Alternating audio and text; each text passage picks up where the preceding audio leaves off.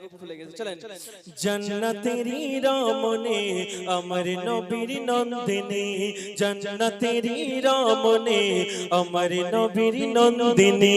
কেমন ছিলেন তিনি, কেমন ছিলেন তিনি, শুনুন তাহার কাহিনী।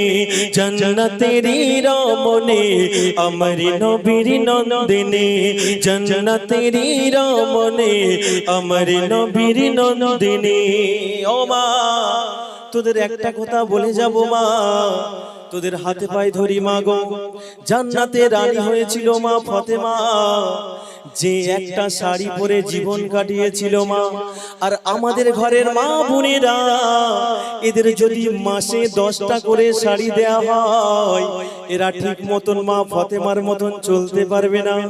কবি লিখছে, দুবেলা দুমুঠো ঘরে খাবার জোটে না, দুবেলা দুমুঠো ঘরে খাবার জোটে না, তবুও মা সংসারে, তবুও মা সংসারে কেমন সুখ দেখো না।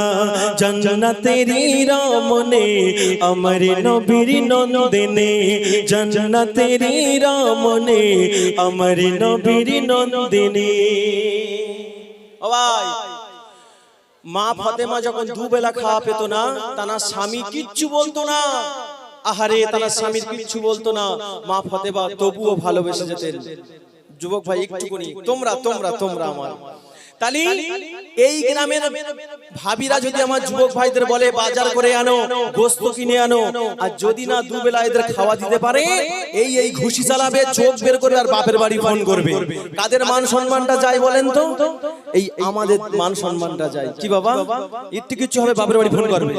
আহারে, মা ফাতেমা কোনদিন কষ্ট পেত, খেতে পেত না। কবি লিখছে, জয়রাজির নৌকা পর থাকতো তাহার পরনে, জয়রাজির নৌকা পর থাকতো তাহার পরনে, তবুও মা ফাতেমা, তবুও মা ফাতেমা চলতো যে পর্দা করে।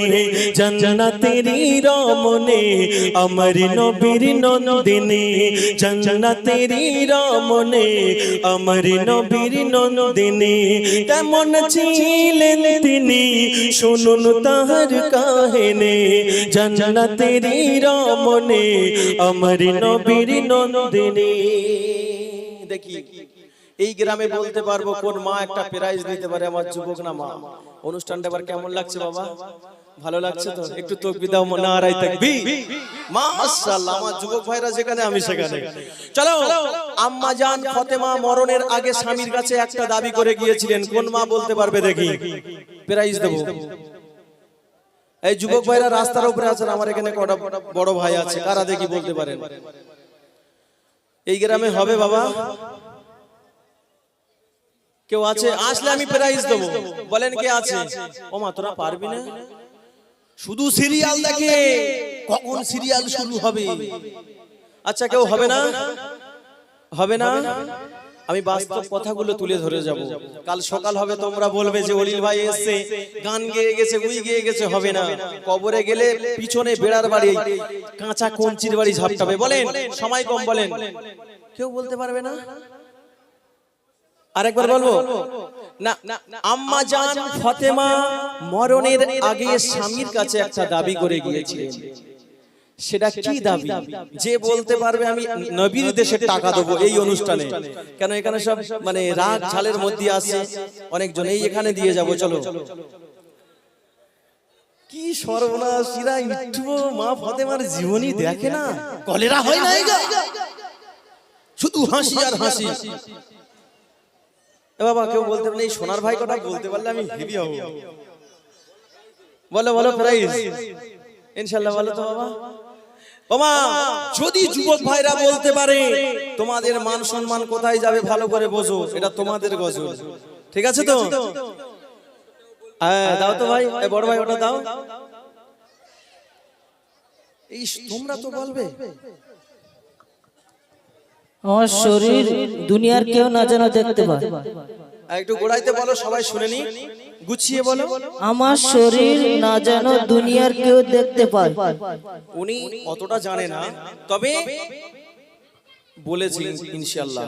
কি বলেছিল কবি লিখছে, সাউন্ড ভাই কোথায় গেল? ইস, এইসব একটু ওয়াজ শুরু করে দেবো, হালকা হালকা সাউন্ড দেবে। কি বলে গিয়েছিল?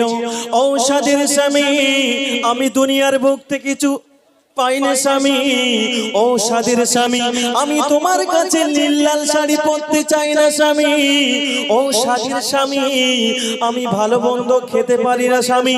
আমি যখন দুনিয়ার বুক থেকে বিদায় নেব, রাতের গভীরে রাতের আধারে আমার দাফন করবে, কোনো পর পুরুষ না যেন দেখতে পাই, তোকে যেন কলেরা হয়, কেউ পারে না।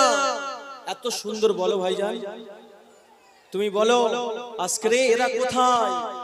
একটু মায়া লাগে না এদের? কবি লিখছে, মৃত্যুকাল ফাতেমা, মৃত্যুকাল ফাতেমা ডেকে বল স্বামীকে, মৃত্যুকাল ফাতেমা ডেকে বল স্বামীকে, কাউকে না জানিয়ে দাফন করবে রাতের আধারে, জান্নাতেরই রমণে আমার নবীর নন্দিনী, জান্নাতেরই রমণে আমার নবীর নন্দিনী, জান্নাতেরই জান্নাতেরই রমণী আমার নবীর নন্দিনী। ও সোনার ভাই তাকবীর দাও, নারে তাকবীর। চলো লাস্ট গজল একদম